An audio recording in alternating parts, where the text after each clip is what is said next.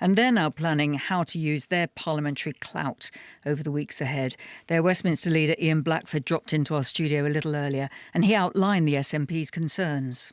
One, of course, is the power grab that's taking place from the Scottish Parliament, because there's 111 areas of devolved competency that in the short term are coming back to Westminster.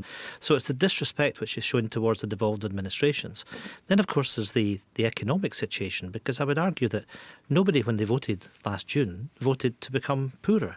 And there's a significant economic risk if we're out of the single market and a customs union without a viable alternative. And we're no closer to that viable alternative being put in place. We've got a government that seems to be at war with itself. We know about the letter that came from Gove and from Boris Johnson arguing for a stronger line in the Brexit talks. So there's some real concerns that we have as we go into the withdrawal bill, that we're no clearer to understanding what kind of post-Brexit future we're talking about. So there are a number of amendments that have been tabled to this bill. Are you working together with Conservatives, with Labour MPs now to try to get the kind of changes to the bill that you want? We will work with MPs across the chamber to make sure that we protect our own interests in Scotland, if I may say so, the interests that we perceive of the rest of the United Kingdom as well.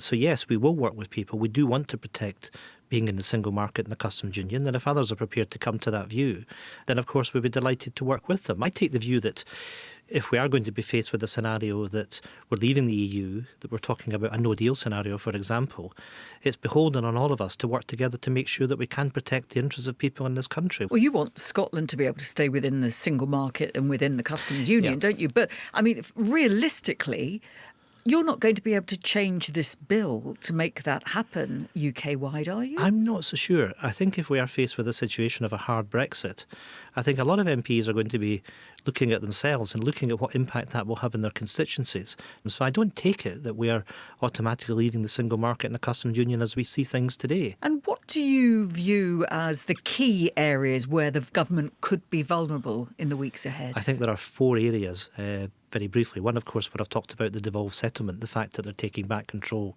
from our administration in Edinburgh and the one in Cardiff and in Belfast.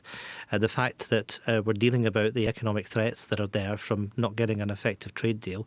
Thirdly, the Henry VIII powers. And fourthly, the attack on human rights. So I think there are 4 areas where we'll be seeking to work with others over the coming weeks. And of course, it's not just about this committee stage. It's about how that then rolls on to the House of Lords and comes back to the House of Commons. So this is something which is going to take some time. I'm aware of talks that are going on in the House of Lords, and I expect to see substantial opposition that will come in that place from peers on the Labour and the Liberal side, and indeed from crossbenchers. So I think the government will face a pretty stark battle when it goes from the Commons with the bill into the House of Lords. That's Ian Blackford, the SNP leader at Westminster.